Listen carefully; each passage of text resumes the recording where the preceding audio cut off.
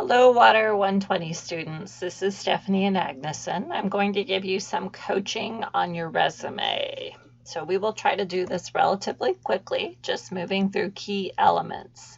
First thing, you are going to use a template for this. This template can take a complicated resume and simplify it down so that you highlight key things that will appeal to those of us in the water industry.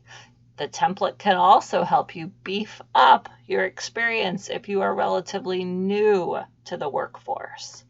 So first thing, at the top, put your first and last name.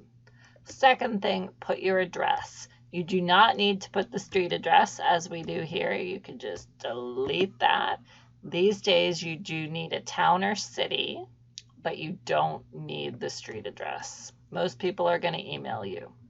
Your phone number comes underneath, and then an email. So for both the phone and the email, check and make sure you check that account regularly, like every day. Do not give a phone number you don't check, or that has voicemail that goes somewhere you don't check, or an email address that you check once a month. The next thing is an objective. You can have an objective, a summary statement, a qualifications paragraph. These are all a little bit of the same. An objective just says, I'm trying to obtain an entry-level position in the water industry. You could say to obtain a position in distribution and treatment in the water industry. You could also write a summary of your experience. If you had a lot of job experience, and a qualifications paragraph does basically the same thing. It's a summary. Moving on to the experience. This is a reverse chronological resume. That means it starts here in the present and it goes backwards in time. So what you need to list for each job is the job title, the place you worked, and the location. Those are key things, and they've been listed everywhere here in these three.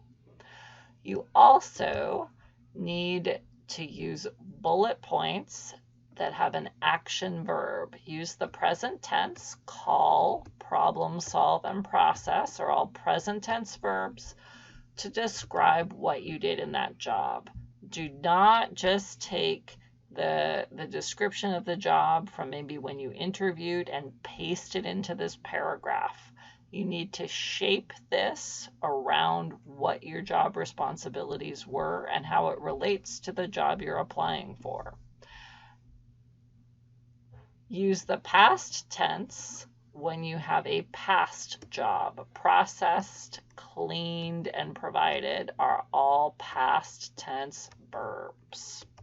So that's it for the experience section. For education, if you're trying to get a job in the water industry, we recommend that you list the water classes by their names, not just their numbers. In fact, if you took this away, if you took just the Water 120 away, that would be fine, and kept the names of the classes down here. That would be good. And then an awards section at the end if you've won any awards at work or personally speaking if they're work related. So that concludes our discussion of the resume. This is really just a marketing document. It is not supposed to capture everything you have ever done. It should be no more than 2 pages, and 1 page is preferable. It should not have any typos or spelling mistakes because that's a very, very strong turnoff for people interviewing. They want to make sure that you have attention to detail. So proofread it and then ask someone else in your family to proofread it too.